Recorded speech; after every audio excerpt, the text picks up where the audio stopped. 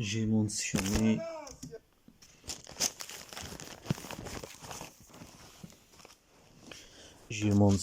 des situations ont eu lieu avec moi dans la période de mon enfance et d'adolescence.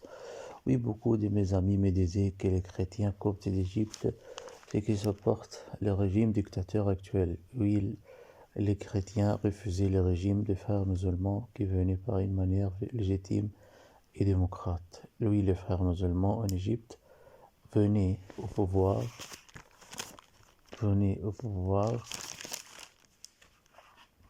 au juin d'année 2012 par une manière démocrate et légitime. Mais les éléments d'état profond, invisibles, en addition des chrétiens diffusaient des rumeurs et des mensonges, disaient que les frères musulmans vont islamiser l'État égyptien et diffuser le terrorisme. Les frères musulmans forment un danger sur le futur de l'État égyptien. Les frères musulmans ouvraient les bras aux chrétiens.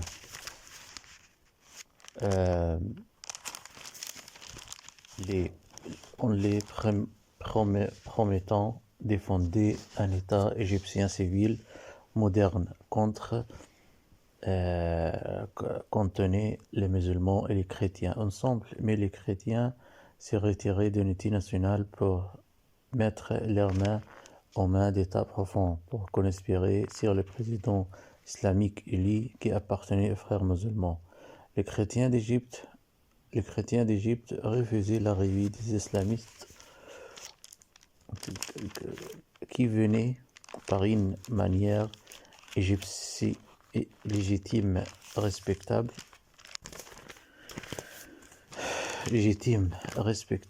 Ils ne voulaient pas la révolution, mais ils essayaient de la préserver. Mais les chrétiens, avec les sionistes, ne saluaient pas l'arrivée des frères musulmans au pouvoir. Les chrétiens et les sionistes ne voulaient pas que les frères musulmans venir au pouvoir d'Égypte. Les sionistes savent bien que les frères musulmans égyptiens qui sympathisaient avec les combattants de Hamas, le mouvement islamique Hamas qui appartenait aux frères musulmans. Les frères musulmans annonçaient de plusieurs fois que le mouvement islamique Hamas appartenait aux frères musulmans.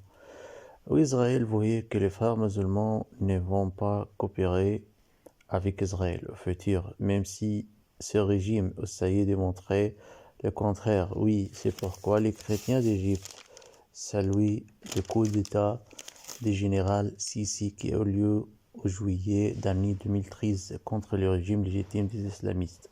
Je peux dire que les islamistes étaient les victimes d'une conspiration grande à été cuisinée aux cuisines du sionisme et du christianisme mondial qui sympathise avec le sionisme. L'histoire des chrétiens du monde est noire. J'ai envoyé une vidéo diffusée sur le site internet. Cette vidéo montrait le premier ministre israélien actuel Benjamin Netanyahu en 2002 dans un séminaire fermé secret demander des Américains d'envahir l'Irak pour finir le régime de Saddam en justifiant cette demande que l'Irak et Saddam formaient un danger sur l'État d'entité hébreuse. Oui, l'État d'entité sioniste avait peur de l'État d'Irak et de Saddam qui menaçaient de bombarder Israël par des roquettes balistiques.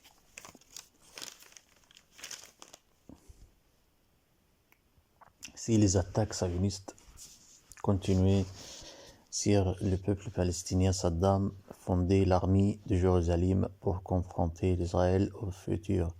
Oui, Israël voyait que l'Irak formait un danger sur elle. C'est pourquoi les chrétiens et les chiites d'Irak saluaient l'occupation américaine d'Irak. Oui, les chrétiens qui prétendaient qu'ils étaient contre le mouvement islamique radical, malgré le régime irakien précédent était laïque, socialiste. Je ne disais pas que tous les chrétiens détestaient les musulmans, mais la majorité d'eux sont avec les sionistes. et les impérialistes qui occupaient les pays arabes et les islamiques. Et si vous vous souvenez d'une personnalité égyptienne connue, c'est Boutros Ali, égyptien chrétien d'origine juive. Il était le secrétaire général des Nations Unies durant la guerre ethnique de la Yougoslavie, qui avait lieu aux années 90, quand les Serbes chrétiens fanatiques massacraient les Bosniens musulmans et tuaient les milliers de civils innocents. Les Serbes tenaient tuer le peuple musulman de la Bosnie car ils appartenaient à une religion, ils la détestaient.